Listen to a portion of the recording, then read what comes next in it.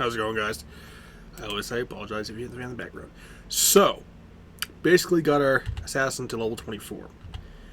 Put on player 8 and just permanent grinded. Stick it back to the claw for the main reason, because now we have unlocked Blades of Ice, and you can only use martial arts skills with, well, claws, so assassin weapons. But this is going to be somewhat of our previous new weapon. We'll be using something like against Dorial or some crap like that. End up getting this to drop. And let me tell you this.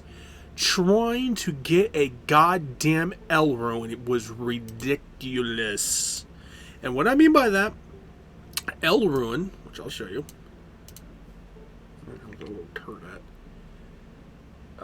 This rune is the lowest rune in the game that you can get. So no other runes can actually make this rune.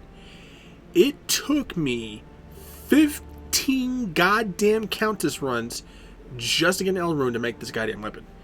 And then eventually it took me altogether 25 Countess runs altogether to get a second L rune so that I could make his Malice. God, that crap was annoying. I mean, she was just dropping every single other goddamn rune there was, except for the ones I needed. And of course, I made him stealth, so we got that, and then his little new helmet and stuff like that. Apologize if I'm out of breath. I was eating dinner, and then I ended up going on like an OCD cleaning fit for the last like 3 hours. And then this drop, and we had on players 8. Rick's Keen's really nice for the crushing blow. So what I'm going to do is I'm going to be switching that out for this. The thing is with this is that the open wounds is really nice, and it gives you that increased attack speed plus the 25 increased attack speed on top of the assassin's attack speed that she gets. But it's open wounds. Not really going to be too effective. The crushing blow, the 25% crushing blow is going to help out a lot because it ignores defense. So once I switch this out and start kicking Dorial's ass with my kick skill, it's going to really hurt him. I think that was about it. Yeah. So we've basically just been doing like offshore grinding, and it's like an hour past my bedtime. Well, technically I should be going to bed now, but gotta get the recording in. So, and I'll probably go a little bit for virtually the rest of the night. Gotta get the recording in. I was like, spent 3 hours cleaning my goddamn kitchen and stuff like that. So just like the OCD kicked in. Okay.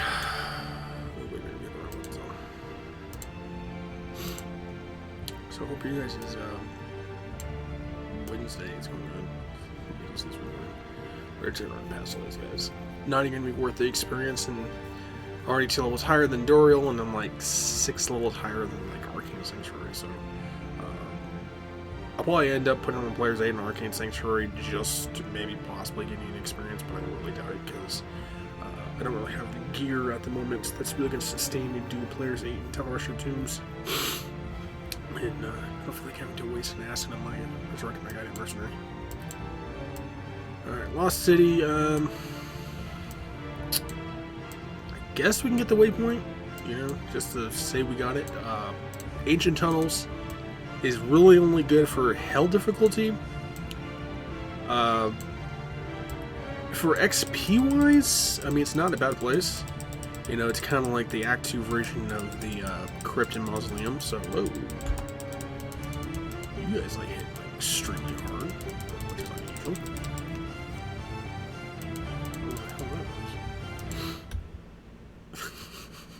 This is what I get for getting mocked by the goddamn game. Another L rune. I mean, like, I was just going back and forth, back and forth, back and forth, trying to get a goddamn L rune, and then it's like immediately going to Act 2, and boom, an L rune drops right out of goddamn town. I'm like, oh, that was so annoying. Like, getting mocked by the goddamn game is really irritating. It's like, oh, here you were looking for this rune. Well, you're not going to get from the one who can actually drop the goddamn rune. And I was, on being a player's 8, I'm like getting gems left and goddamn right. You know, to the point I was like each elite enemy I was killing, they were dropping like maybe 3-4 gems at a time,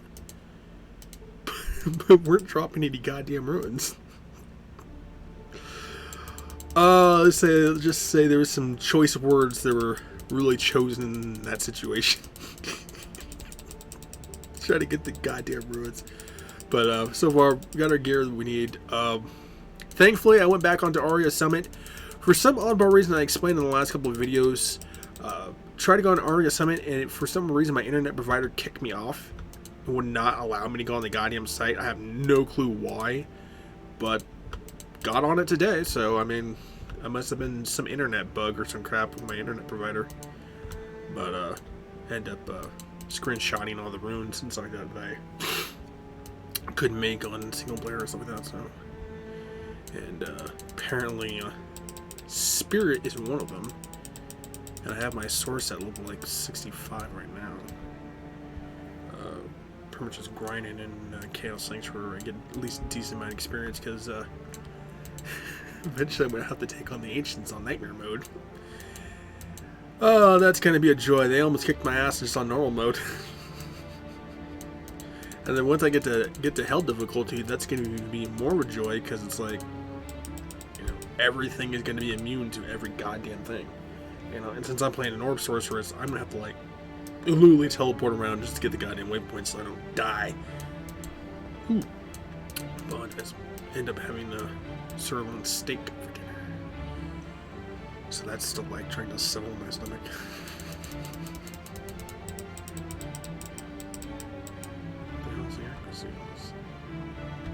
Weird, it's like 95% accuracy, and it's like I seem like I still miss. And that's just like a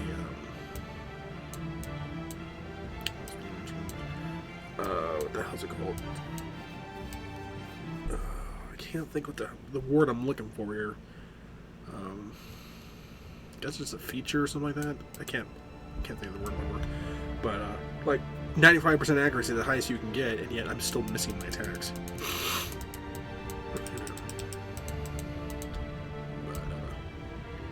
And then end up getting a Steam gift card and stuff like that for when it was on my birthday and stuff like that, and end up because what they don't tell you is to scratch the seal, and I end up peeling mine off, which peeled off part of the goddamn code. But thankfully, Steam managed to get contact Steam support, and they managed to actually contact me like right on my birthday too. They just said, okay, take a screenshot, let's look it over, see what the damage is, blah blah blah blah. And within like a matter of a day, they contacted me and said, okay, we're gonna need, look this over and stuff like that, in case you're like trying to scam or some crap like that. And a week later, I ended up getting my new Steam gift card, so that was actually pretty cool for them. So shout out to Steam on that one. That's definitely allows us to get some more games. I'm waiting for like any like spring, summertime sale or some crap. I go, hello. That have like 3 games. Well, 2 games right now I want to get. They're a reasonable price, and the other one I'm hoping I can actually get on a sale, because it'd be really nice. And like more like retro games like that, kind of like Quake and stuff like that. So, but kind of like reliving the 90s with these games. I always say 90s always had the best TV shows and the best games. Nowadays for everyone it's all about the graphics. There's some people who really don't care about the graphics too much. I'm kind of iffy about the graphics, I would say. I mean, it really would depend on the type of game. If it's like a high definition like RPG where the graphics are gonna really matter, sure, then I care about the graphics. But if you're talking about something like Castlevania, platforming stuff like that, I don't give a rat's ass, because graphics are not meant to look that good anyways. It's just all about the gameplay. So eventually it comes down to that, gameplay or graphics, choice option. Graphics are always nice, but I mean, if the gameplay is crap, it doesn't matter what the graphics look like. So, it's just gonna ruin the game for people. But as you can see, the Blades of Ice comes in really handy. What are we looking at? We got like 10 minutes left. Like rambling on over here. So yeah. End up getting the Blades of Ice, end up getting Dragon Kick too, which allows us, or not Dragon Kick, Dragon Flight, which allows us to teleport to an enemy with a kick.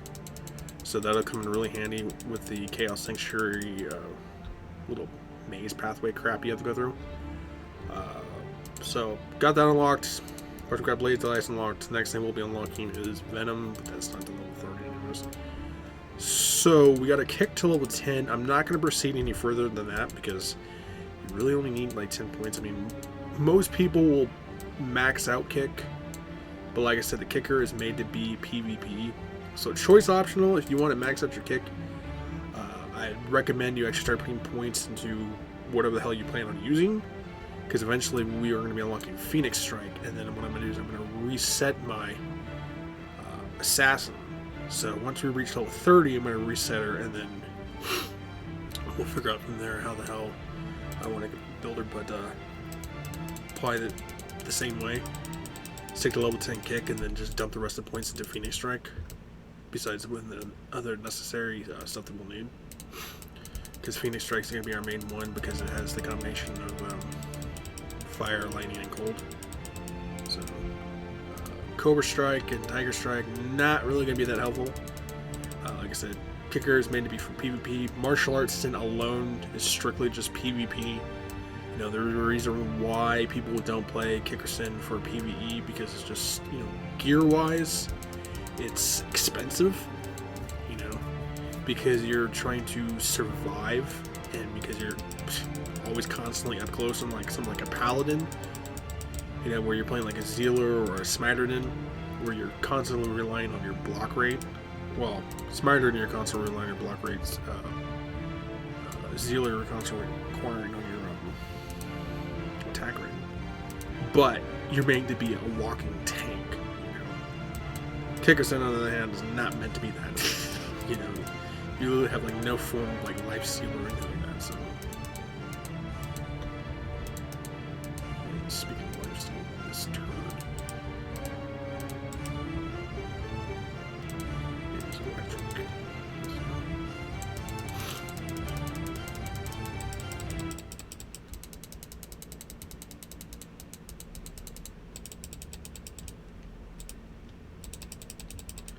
Get his little ass out of the way. Let's get that. Awesome. So, Call of Viper. We didn't get the waypoint. Yeah, no, we did. Call of Viper Temple. Pretty simple. You know, I thought I was going to struggle a little more difficult. Struggle a little more in there, but surprisingly not. Garbage. You can use the Amulet of the Viper if you want to, if you don't have an actual good amulet. I can't exactly remember if you can get into the palace, though. Same thing with Staff of Kings. Really good for sorceress if you don't have like a decent staff, you know. So you can use the Staff of Kings as a secondary weapon until you find something good, or until you eventually reach Star Rushes, because you're getting resistance to 10 of all, 10 of life, 10 of mana, you know. That's really about it. I mean, there's no really anyone who's going to be walking around for goddamn staff, you know, so.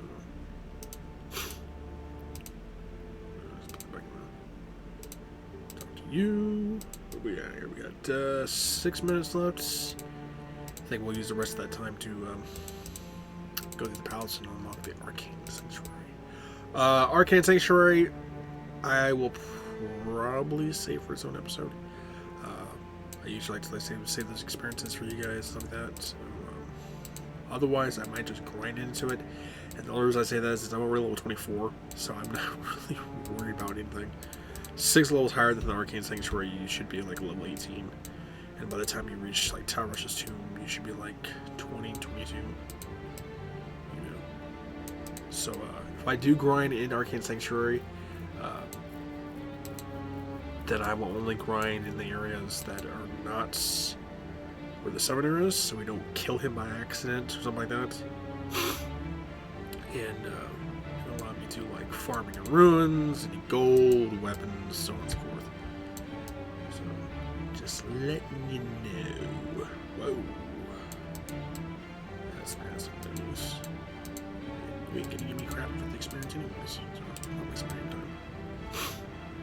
And if you haven't checked it out, go check out my reaction to the new World of Warcraft game that's coming out. To the trailer reaction event. We got 5 minutes to spare. I think we're just gonna leave it off right there. Was there anything else? You know what? Let's go gamble with the Elves. We got 5 minutes to spare.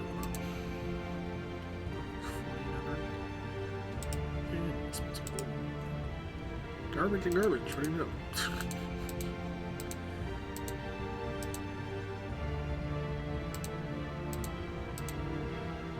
Oh, you have a scissor guitar. Bro, and it's garbage. 55. Yeah. That's still better. Nice and